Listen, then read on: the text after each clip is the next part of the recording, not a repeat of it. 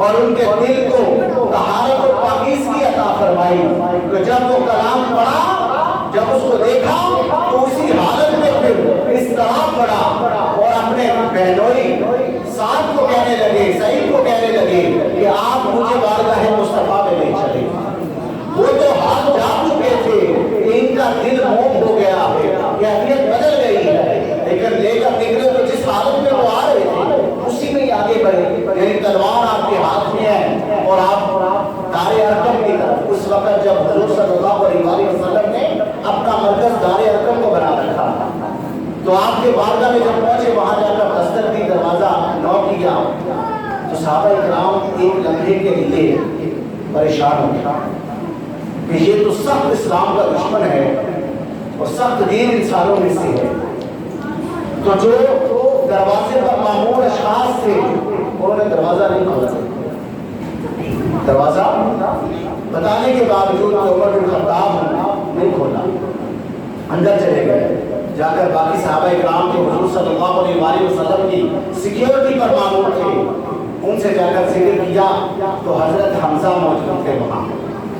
آپ نے فرمایا کیوں ڈرتے ہو، آؤ میں جانتا ہوں تمہارے ساتھ، دروازہ تم کھولو، اگر یہ کسی بد ارادے کے ساتھ آیا تو میری تلوار سے اس کی گردن آج کوئی نہیں چھڑوا سکتا، اور اگر یہ کسی خیر کے ارادے کے ساتھ آیا ہے تو یہ اللہ کا فیصلہ ہے، اللہ نے اس پر کرم اور فضل فرمایا۔ تو حضرت حمزہ جا کر کھڑے ہوئے، دروازہ کھولا گیا، آپ نے حضرت عمر فاروق کو دیکھا تو چونکہ اللہ پاک نے اپنے محبوب کے صاحبان کو وہ بصیرت والی نظر عطا فرما رکھی تھی کہ جس کو دیکھ کر آپ مطمئن ہوئے کہ ہاں اس پر اللہ کا فضل ہو چکا ہے۔ آپ حضرت امیر حمزہ اپنے ساتھ لے کر حضور کی بارگاہ میں پہنچے، آقا کریم علیہ السلام کے سامنے جا کر بٹھا دیا گیا۔ حضور علیہ السلام نے حضرت عمر فاروق کو دیکھ کر مسرت کا اظہار فرمایا، ابھی کوئی بات نہیں ہوئی، حضور نے خوشی کا اظہار فرمایا، کیوں کہ وہ جو بات آپ سے شروع میں کی کہ آقا کریم علیہ السلام نے اللہ سے ڈیمانڈ کر کے مانگا تھا کہ اے باری تعالیٰ عمر بن حشام یا عمر بن خطاب میں سے کسی ایک کے ذریعے میرے دین کو تقویت عطا فرما۔ تو جب اللہ سے مانگا تھا تو حضور مطمئن بیٹھے تھے کہ رب ذوالجلال نے عمر کا انتخاب فرما کر میری بارگاہ میں بھیج دیا، یعنی عمر فاروق رضی اللہ تعالیٰ عنہ کی ذات خود نہیں، رب کی چنیدہ ذات ہے، رب نے فیصلہ فرما کر دل کی دنیا بدل کر تو حضور کی بارگاہ میں لا کر پیش فرما دیا۔ تو جب آپ کے سامنے پہنچے تو آقا کریم علیہ السلام اٹھ کھڑے ہوئے،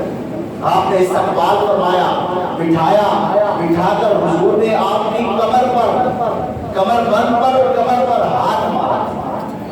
حضور نے تسلی عطا فرمائی، یعنی یوں کہہ لیں کہ ڈھارس بندائی اور جذبہ دلایا حضور آقا کریم علیہ السلام، اور فرمایا کہ اے عمر میں تیرے دل میں اللہ کے انوارات دیکھتا ہوں جو تیرے دل پر وارد ہو رہے ہیں، تجھے رب ذوالجلال نے اپنے دین کے لیے منتخب فرما دیا۔ آقا کریم علیہ السلام نے آپ کو دائرہ اسلام میں داخل فرمایا، معزز سامعین گرامی قدر، اور حضور علیہ السلام نے آپ کو دائرہ اسلام میں لا کر وہ ساتھ ہی وہ لقب عطا فرمایا جو فرق کرنے والا فاروق اعظم کہہ کر کرتا ہے۔ قضاء و قدر نے کہا بارک اللہ، عمر جب چلے جانب دار ارقم، قضاء و قدر نے کہا بارک اللہ کہ برکت ہو تم پر، اللہ کا کرم ہو، انعام ہو، اللہ استقبال کرنا۔ حضرت عمر فاروق کا قضاء و قدر نے کہا بارک اللہ، عمر جب چلے جانب دار ارقم، وہ ایمان و اسلام لانے کا منظر، وہ ایمان و اسلام لانے کا منظر، نبی نے کہا ان کا خیر مقدم، نبی نے کیا ان کا خیر مقدم، حضور نے ویلکم کیا اور استقبال کیا اور دائرہ اسلام میں داخل فرمایا، اور آقا کریم علیہ السلام نے اپنا لطف و کرم فرمایا، حضور نے عمر کو لقب عطا فرمایا فاروق اعظم کا، کہ کفر اور باطل اور حق کے درمیان فرق کرنے والی ذات عمر کی تلوار ہے، عمر کی ذات، اور ایسا فرق کرتے تھے کہ پھر کچھ بھی مکس اپ نہیں رہنے دیتے. یعنی آقا کریم علیہ الصلوۃ والسلام نے جب حضور نے منافق کا جنازہ تھا، عبداللہ بن ابی سلول ابن سلول منافقوں کا سردار، تو اس کا جنازہ تھا، تو اس کے بیٹے نے جو صاحب ایمان ہوگا، اس کے بیٹے نے حضور کو دعوت دی جنازہ کے لیے. حضور تشریف لے کے حضرت عمر فاروق راستے میں کھڑے ہو گئے، حضور کے آگے آگے کھڑے ہو گئے. عرض کرنے لگے یا رسول اللہ، یہ اپنی حیات میں اسلام دشمنی میں کس حد تک گزر گیا. یا رسول اللہ، آپ کو اور آپ کے رب کے لیے یہ کیسی کیسی خفیہ پلاننگ کرتا تھا، کیا آپ پھر بھی اس کے لیے جنازہ پڑھیں؟ یعنی بتانا یہ مقصود ہے کہ حضرت عمر فاروق رضی اللہ تعالیٰ عنہ کی ذات وہ ہے کہ جن کو اللہ پاک نے وہ وسیلت عطا فرمائی تھی کہ جو بات آپ کی منشا اور آپ کی رضا اور آپ کی اس میں آتی، اللہ اس کو قرآن بنا دیتا اور قرآن بنا کر اتار دیتا.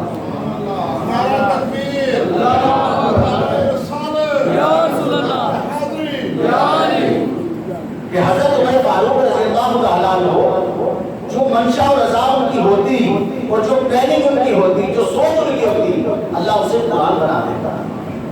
اب حضور صلی اللہ علیہ وآلہ وسلم جب جنازے کے لیے تشریف لے گئے، اس کی کچھ ریزنز تھی، وجہ تھی. فرسٹ آف آل یہ کہ اس عبداللہ بن ابی ابن سلول بھی اس کو کہتے ہیں، منافقوں کا سردار تھا. اس کے گرد منافقوں کا بہت بڑا گھیرا تھا، بہت بڑا سرکل تھا. اس میں کچھ تو اس قبیل کے یعنی اس طرح کے بدترین بے ایمان منافق تھے، یعنی جنہوں نے ارادہ کر اسلام دشمنی مول لی ہوئی تھی. لیکن بہت سارے ایسے لوگ تھے جو بیچارے سادہ لوگ تھے، جن کو معلوم نہیں تھا، جن کو خیال نہیں تھا، جن کو علم نہیں تھا. ان کو یہ اپنے بہکاوے میں لا کر دونوں کو ڈی ٹریک کرتا تھا. تو ایک بڑا سرکل ہزاروں کا مجمع اس کے ساتھ لگتا تھا. جب یہ مرض الموت میں مبتلا ہوا تو حضور اس کی عیادت کے لیے تشریف لے گئے. یہ بھی دیکھو اللہ کا نبی کا جو عمل ہوتا ہے نا، وہ منشاء الہی ہے.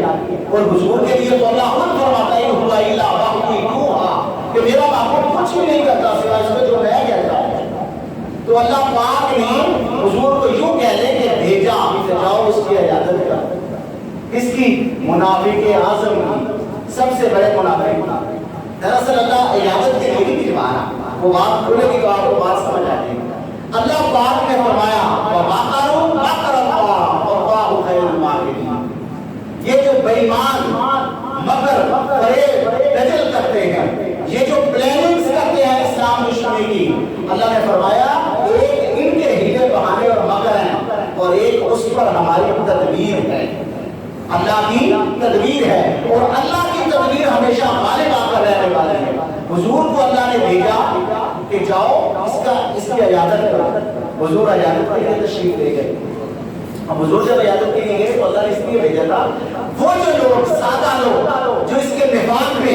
اس کی چند زبانی میں، اس کے مکر میں، اس کے دجل میں فریب میں آ گئے ہیں، ان کو یہ پتا چلے گا کہ یہ جن کے لیے دشمنی کرتا ہے وہ کتنے بڑے کردار کے مالک ہیں، وہ کتنی اعلیٰ ہستی ہیں، وہ کتنے رحیم و شفیق ہیں کہ اس کی ان بدبختیوں کے باوجود وہ اس کی عیادت کے لیے تشریف لاتے ہیں. اور اس سے ہوگا کیا کہ بہت سارے اس سے چھٹ جائیں گے اور حضور کے ساتھ آئیں گے. اور ایسا ہی ہوتا ہے. لیکن یہی بات مطلب اس سے آگے جب حضور تشریف لے گئے تو عبداللہ بن ابی منافق تھا نا، حقیقت سے